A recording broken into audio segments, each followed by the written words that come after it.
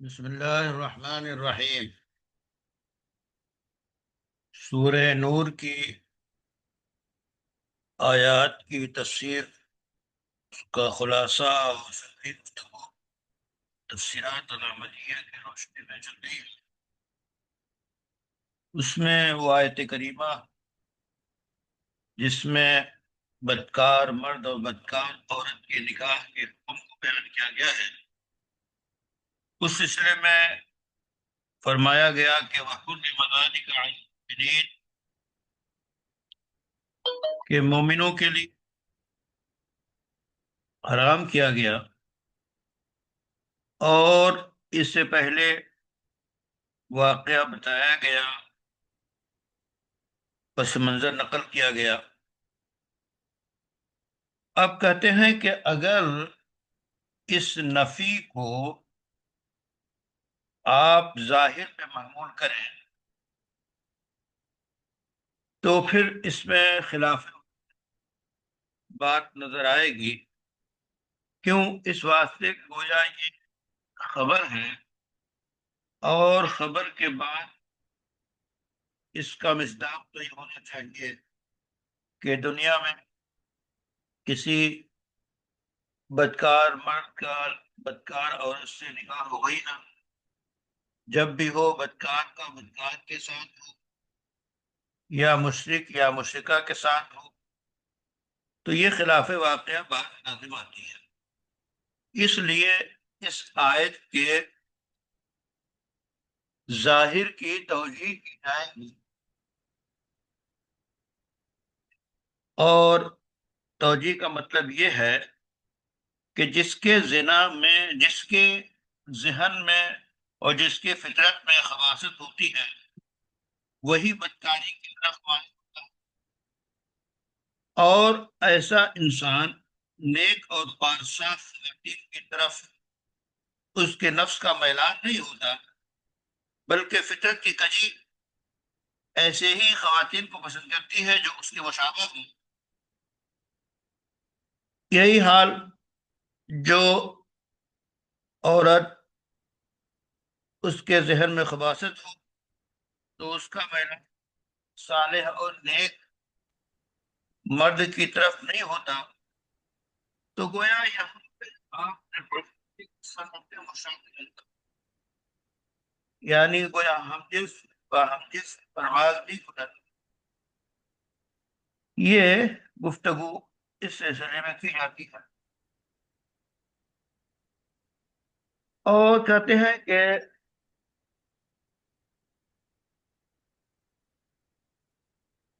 اس اعتبار سے اللہ تعالی کے حکم وحرم ذلک علی المؤمنین، یعنی گویا یہ مومنوں کی طرف سے صفائی کہ ایک مومن جو ہے، پکا مومن، اس کا رجحان ہمیشہ صالح خاتون کی طرف ہوگا، اور یہی توضیحات مفسرین نے اس آیت کے میں پیش کی ہے۔ پھر اس کے بعد ایک قول یہ بھی مفسرین کے آپ پایا جاتا ہے کہ یہاں پہ نکاح سے مراد وہ وطی ہے۔ ظاہر ہے کہ نکاح کے جو لغوی معنی وہ وطی کے ہیں، اور نکاح کے جو اصطلاحی معنی ہیں وہ شریعت میں جو نکاح جسے کہتے ہیں وہ ہے۔ تو کہتے ہیں کہ نکاح یہاں پہ یہ وطی کے معنی، اور اس کا مطلب یہ ہوا کہ بدکار مرد وہ بدکار خاتون یا مشرکہ کے ساتھ ہی مبتلا، اور یہی چاہے وہ بدکار خاتون جو ہے وہ اس سے پہلے زنا کی عادی رہی ہو، یا اس کے ساتھ ملوث ہونے سے وہ بدکار ہو گئی ہے۔ کہتے ہیں کہ لیکن اس رائے کو مفسرین نے پسند نہیں کیا ہے۔ اس کے بعد ایک توجیہ یہ بھی نقل کرتے ہیں کہ یہ گفتگو جو ہے یہ خبر کے طور پہ ہو، اور وہ اس طرح کے عربوں کی جاہلیت میں یہ عادت تھی کہ وہ ایسا کرتے تو گویا اس کو نقل کیا گیا. اسی طرح اس سے یہ بات لازم نہیں آتی کہ دنیا میں ہر وقت یہی بات رائج ہو. تو اس اعتبار سے اللہ کا فرمان مطلب یہ ہوتا ہے کہ انسان مومن کی رجحان جو ہے وہ اس کی عادت میں نہیں ہے، بلکہ اس کا رجحان صالحات کی طرف ہوتا ہے. اور ایک توجہ تیسری یہ پیش کی گئی ہے کہ نفی کے معنی میں ہے، اور مطلب یہ ہے کہ نکاح جو ہے وہ اپنے حقیقی معنی میں ہے.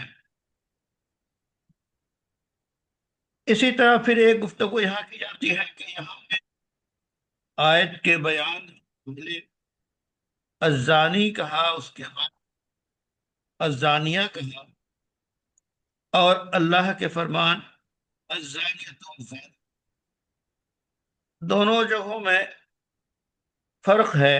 کہتے ہیں اس لیے کہ زنا کی حد جو ہے اور خاتون جو ہے وہ زنا کے بارے میں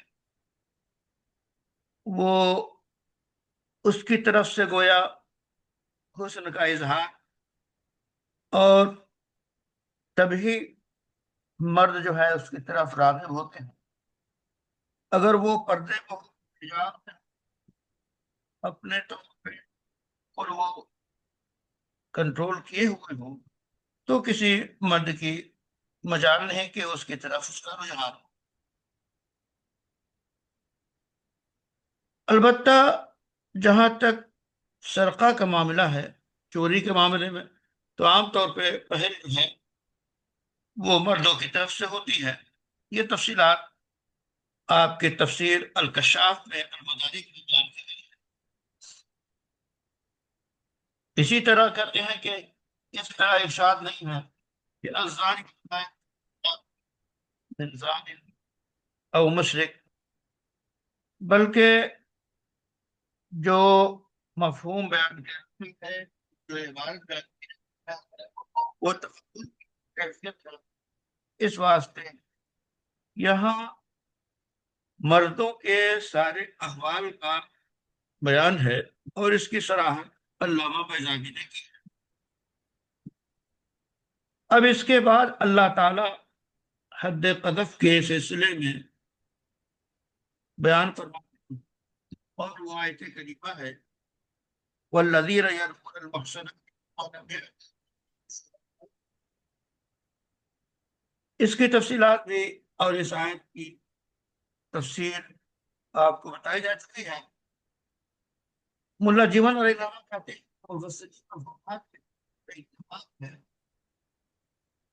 کہ اس آیت سے استدلال کرنا کوئی محسن کو اور محسنہ کو پہ تہمت لگائی جاری کی اور اس کے بعد 4 گواہ پیش نہ کر سکے تو پھر اس پہ سزا جاری کی جائے گی 80 کوڑے، اور پھر ان کی گواہی کبھی قبول نہیں کی جائے گی اور ان کو فاسق قرار دیا جائے گا.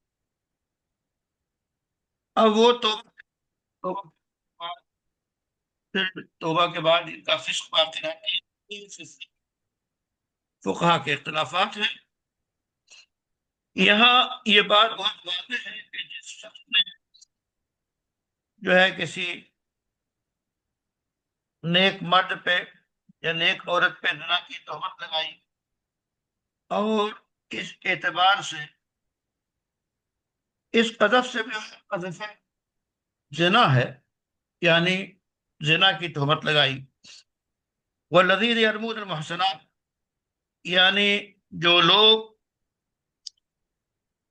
پاکیزہ اور بھوری بھالی نیک عورتوں پہ بدکاری کی جو ہے تہمت لگاتے ہیں، تو ضروری ہے کہ یہاں سے مراد یہ قذف جو ہے اور یہ حد جو ہے وہ زنا ہی کی ہے، کیوں اس واسطے کے بیانیہ یہی چل رہا ہے، اور یہ کہا گیا کہ اس میں 4 گواہ ہوں، تو زنا کے باب میں ہی صرف زنا ہی کا مسئلہ ایسا ہے جس میں گواہ کی عدد جو ہے وہ 4 رکھی گئی ہے، اور اس کے بعد جن خواتین پہ تہمت لگائی گئی ہے ضروری ہے کہ وہ در حقیقت پاک دامن ہے،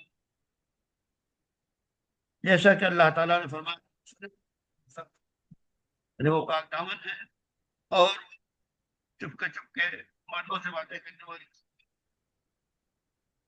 تو پاک دامن مرد تو اس کا انجام ہوگا بتایا جانا۔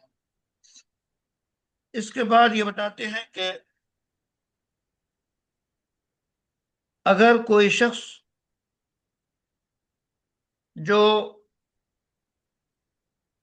مثلا خاتون ہو، آزاد ہو، مسلمان مکلف، زنا سے دور ہو، تو مطلب یہ ہوگا اسی طرح آزاد خاتون ہو، مسلمان ہو، مکلف ہو، پاک دامن ہو، زنا سے دور ہو، اس پہ اگر تہمت لگائی گئی اور اس کے بعد 4 گواہ نہیں لائے گئے تو تہمت لگانے والوں پہ حکام کو خطاب ہے کہ 80 کوڑے انہیں مارے جائیں، اور پھر بلا تقبلوا لهم شہادۃ ابدا، اور پھر ان کی گواہی کبھی قبول نہیں کی جائے گی۔ اسی طرح اللہ نے فرمایا ثم لم یاتوا باربعۃ شہداء،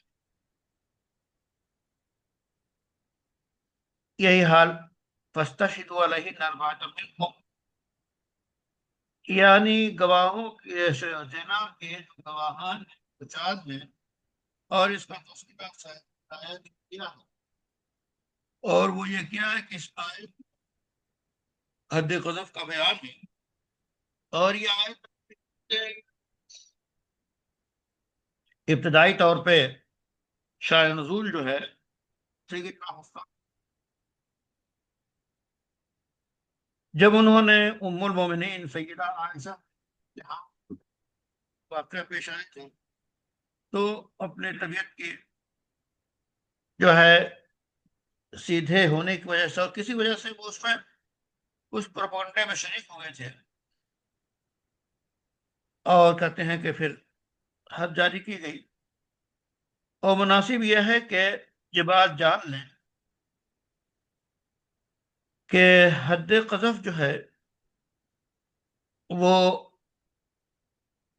خاص طور پہ عورتوں پہ اگر تہمت لگائی جائے تو عام طور پہ تہمت عورتوں ہی پہ لگائی جاتی ہے، اس لیے خاتون کا ذکر کیا گیا، اور فقہ کی کتابوں میں یہ بات مذکور ہے کہ حد قذف کب جاری ہوگی، جبکہ جس کے اوپر تہمت لگائی گئی طرف سے مطالبہ، اس لیے قاضی کی اور جج کی ذمہ داری ہے کہ جس پہ تہمت لگائی گئی ہے اس سے مطالبہ کریں، اور جس پہ تہمت لگائی گئی ہے اس سے مطالبہ کریں۔ اسی کے ساتھ کہتے ہیں کہ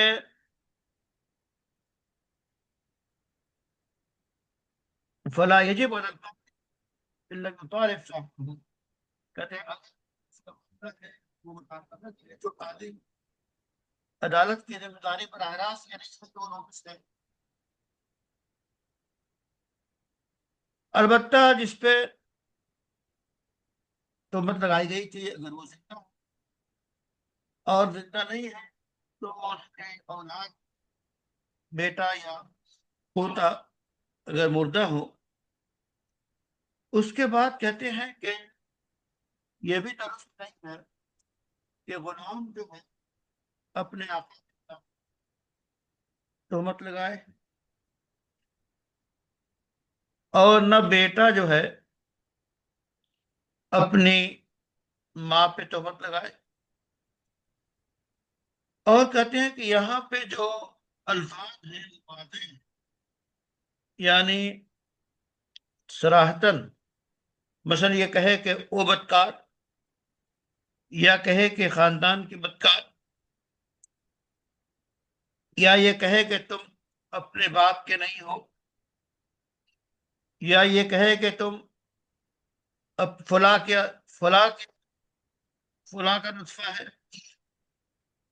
یا یہ کہے کہ بکا کے بیٹے۔ تو یہ تہمت کے الفاظ ہیں۔ جس زبان میں اور جس علاقے میں جو لفظ رائج ہو اس کا اعتبار ہوگا اور اسے تہمت قرار دیا جائے گا۔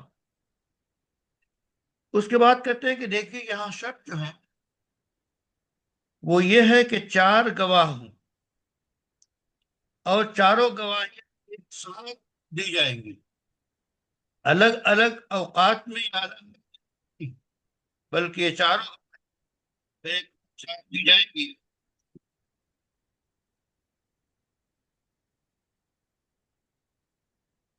اور کہتے ہیں کہ پھر اس کے بعد اگر کسی شخص نے تہمت لگائی، جس شخص پہ تہمت لگائی گئی اس شخص کی گواہی، تو کہتے ہیں کہ پھر وہ بحیثیت وارث کے اس کا وارث نہیں ہوگا۔ اور کہتے ہیں کہ قاذف تہمت لگانے والے پہ ویسے ہی حد جاری کی جائے گی جیسے کہ رانی پہ جاری کی جاتی ہے، کہ اس کے البتہ کپڑے نہیں اتارے جائیں، لیکن وہ کپڑے جو کہ زائد پہنے جاتے ہیں اسے اتار لیں گے۔ اور کہتے ہیں کہ اس سلسلے میں اس سے بھی گریز کیا جائے گا کہ یعنی کوڑے برسائے جائے۔ کہتے ہیں سب سے زیادہ مسئلہ زنا کے سلسلے جو حد جاری کیا وہ کے بعد وہ ہے، اس کے بعد شراب نوشی کے بارے میں جو حد جاری کی جاتی ہے وہ ہے تقدیر گوار ہے۔ جی آواز پہنچ رہی ہے آپ لوگوں تک؟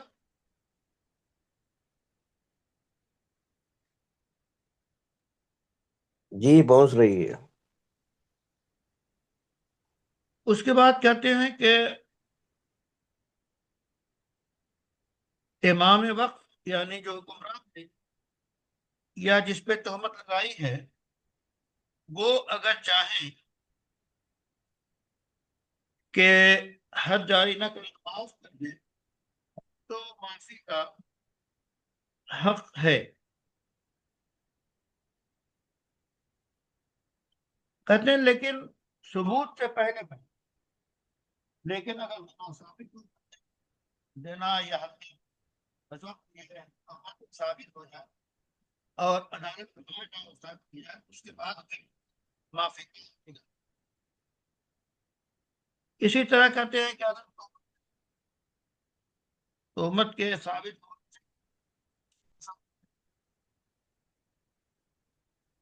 تو پھر یہ ساقط ہو گئے، کیوں؟ اس بات نے کہ اللہ کا حق ہے۔ اور پھر اس پہ اسی طرح حد قذف میں کوئی ڈیل صحیح نہیں ہے، یعنی کہے کہ ٹھیک ہے حد جاری نہیں ہوگی، چند لاکھ روپے لے لو، تو کہتے ہیں اس میں صلح الکشاف کی اور فقہی کتابوں میں نہیں۔ اس کے بعد کہتے ہیں کہ 80 کوڑے ہوں گے اس وقت جب کہ جس پہ سزا جاری کی جائے وہ آزاد ہو، لیکن اگر 40 کوڑے برسائی ضابطۂ کر دیا گیا کہ بندے کا حق، غلام کا حق جو ہے اس کے بعد کہتے ہیں کہ ایک مسئلہ اور ہے کہ جس نے تہمت لگائی اس پہ حد جاری ہو گئی تو علماء احناف کے نزدیک اس کی قبول نہیں کی جائے گی احکام میں۔ جیسا کہ اللہ نے فرمایا وَلَا تَقْبَلُوا لَهُمْ شَهَادَةً، تو یہ عام ہے اس واسطے، اور نکرہ ہے شہادت، تو نکرہ ہونے کی وجہ سے اس کا مطلب یہ ہے کہ اب ان کی گواہی قبول نہیں کی جائے گی کسی معاملے میں۔ اور کہتے ہیں سیدنا امام شافعی کا بھی مسلک یہی ہے کہ کوئی گواہی کی بات نہیں کیا ہے۔ اس کے بعد کہتے ہیں کہ ایک قول یہ ہے کہ قذف کے بعد کئی الفاظ ہیں، تو یہاں پہ نکرہ جو ہے تعمیم کے معنی میں نہیں ہے بلکہ تعظیم کے معنی، کہ ایک بار کی گواہی قبول نہیں کی جائے گی، اور یہ بہت بڑی گواہی ہے۔ البتہ سادات شافعیہ اور سادات اختلاف ہے۔ ایک مسئلہ یہ ہے کہ گواہی کے قبول نہ کیے جانے کا مسئلہ ہے، امام شافعی کے نزدیک کہتے ہیں نفس قصص سے متعلق ہے، اور علماء اختلاف کیا ہے اس شرط کے ساتھ جو ہے کہ اس پہ حد بھی جاری کی گئی، تو جب تک حد جاری نہیں کی گئی ہو اس کی شہادت رد نہیں کی جائے، اور دونوں کے دلائل آپ کے سامنے بیان کیے گئے ہیں۔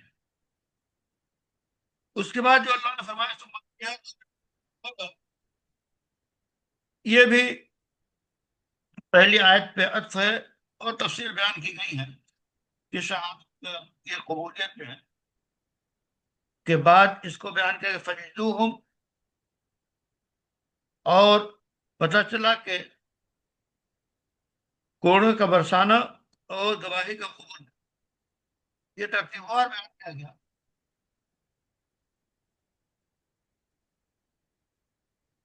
اور کہتے ہیں کہ اگر تہمت لگا اور چار گواہوں کے پیش کرنے میں عرصہ گزر گیا،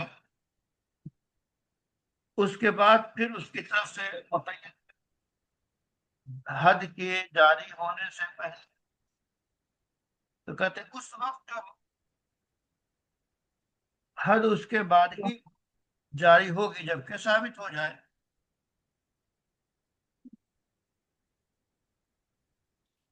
البتہ گواہوں کی گواہی کا قائم کرنا، یعنی گواہوں کو پیش کرنا، ظاہر ہے کہ وہ سزا سے پہلے ہی ہوگا، اور اسی بات نے فرمایا ہے کہ ثم لم یاتوا، کہ اگر تہمت لگائیں اور گواہ پیش نہ کر سکے تو ظاہر ہے کہ ان پہ حد جاری کی جائے گی۔ اور بھی تفصیلات ہیں کہ ان کو کوڑے اور یہ کوڑے لگانے کے بعد ان کا شمار بحیثیت حکم کے فاسقوں میں ہوگا۔ اس کے بعد فرماتے ہیں کہ ولا تقبلوا لهم شهادة، تو یہاں تقبل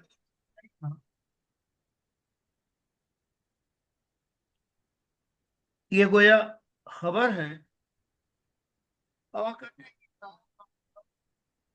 مسلمانوں کے حق میں ہے، جہاں تک اگر کافر نے پہلے کسی پر تہمت پھر اس کے بعد اسلام کا، تو کہتے ہیں کہ اس کی گواہی قبول کی جائے گی۔ کیوں؟ اس واسطے کہ مسلمان کی گواہی کافر کے خلاف دی جاتی ہے، اور اسلام کے بعد کہتے ہیں مسلمان ہو گیا تو اس سے پہلے جو کچھ تھا وہ سب ختم ہو گیا، اور کہتے ہیں کہ اگر کافر تہمت لگائے تو اس کو قبول نہیں کیا جائے گا۔ کیوں؟ اس واسطے کہ کافر کی گواہی کفر کی حالت میں مسلمان کے خلاف ان معاملات میں قبول نہیں کی جاتی ہے۔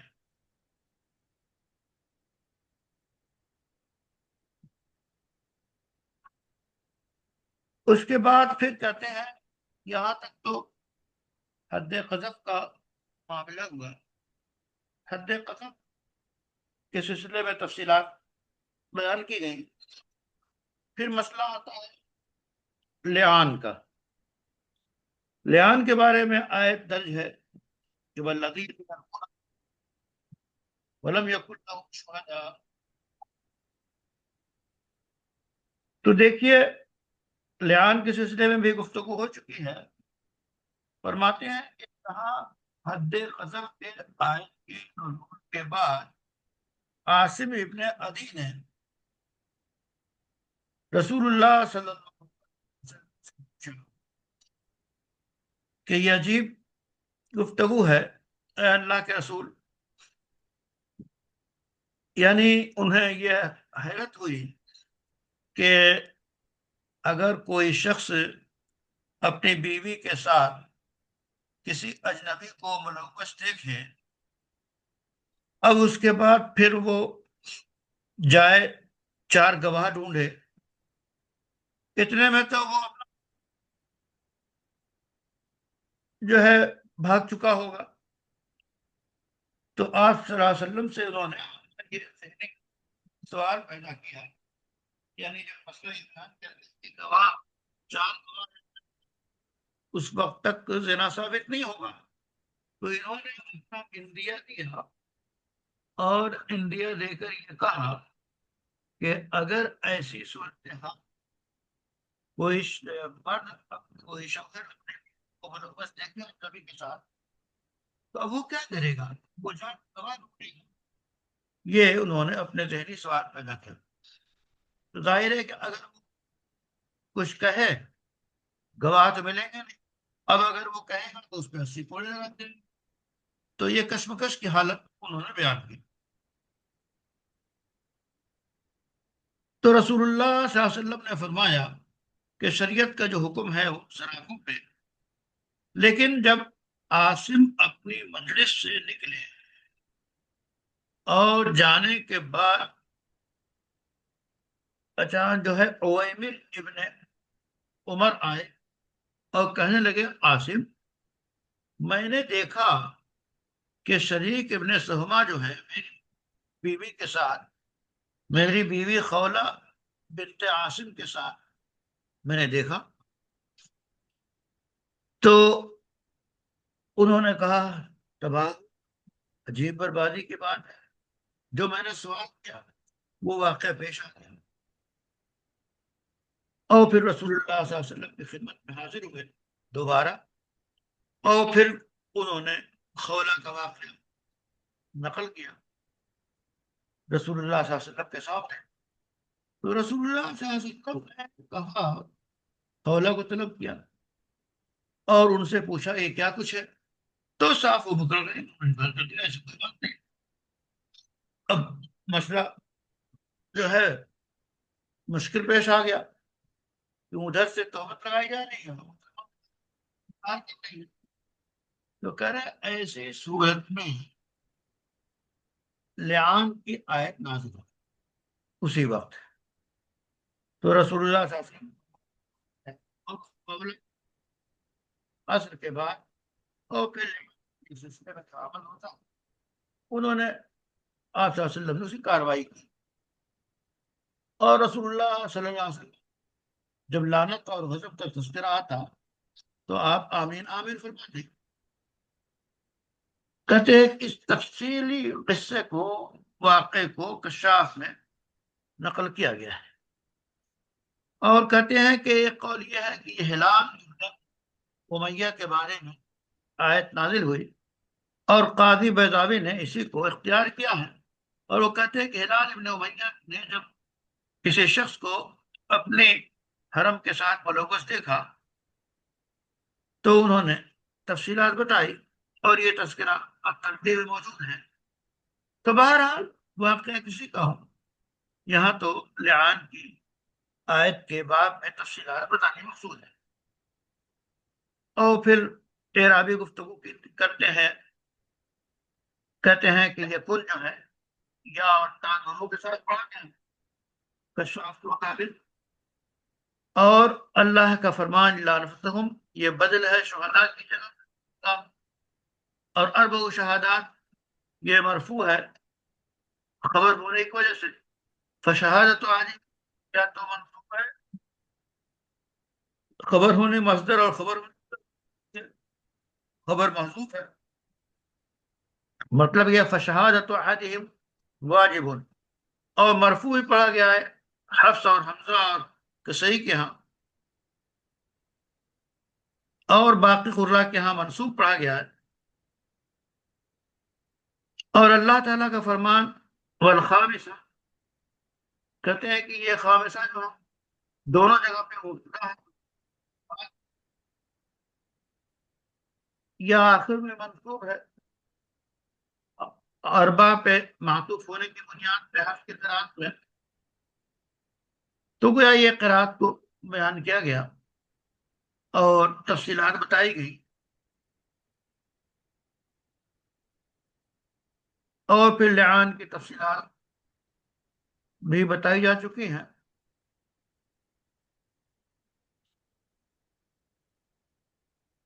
اور فرما گیا کہ انما المشرکون نجس فلا يقربوا المسجد الحرام۔ تو لعان جو ہے مکہ میں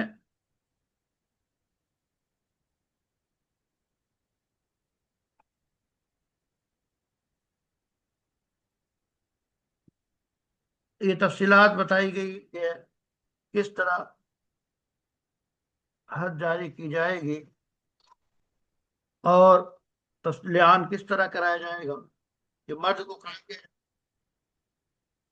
حتی یشہد المرأة قائتا وال، اور عورت سے جو یہ لگا بیٹھا کر وہ تقام المرأة والرجل قائم، یعنی جب وہ لعان جاری ہوا تو جب مرد گفتگو کرے گا تو عورت وہاں بیٹھی ہوگی، اور جب عورت کرے گی تو مرد وہاں بیٹھا ہوگی، یعنی لعان کی کاروائی کے بعد۔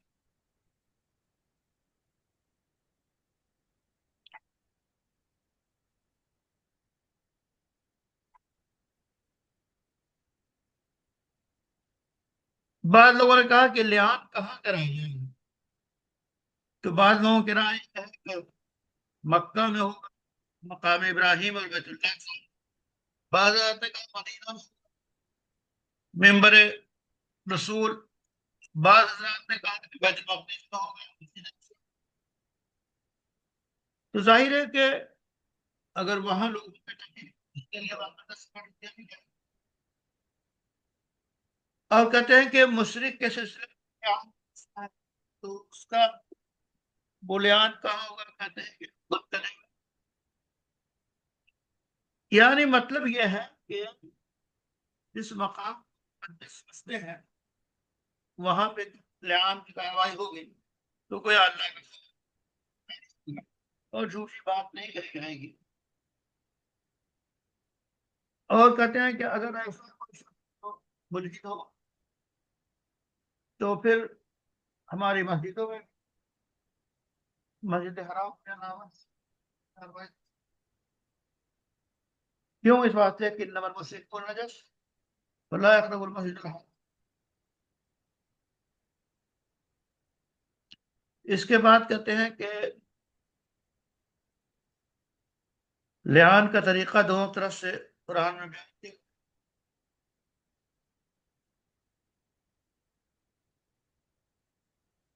اور تفصیلات اخیر میں بتائی گئی کہ ولولا فضل اللہ علیکم ورحمۃ، یعنی ایت تو اللہ تعالیٰ یہ ساری احکام جاری نہ فرماتے ہیں، اللہ تعالیٰ تو تمام حکمت والے۔ تو گویا یہ آیت لعان اور اس کی تفصیلات بیان کی گئی۔ اس کے بعد پھر وہ دخول فی بیت الغیر کا مسئلہ، کسی کے گھر میں آپ جائیں، استیزان کا مسئلہ، یہ سب کو پڑھیے، پڑھ کے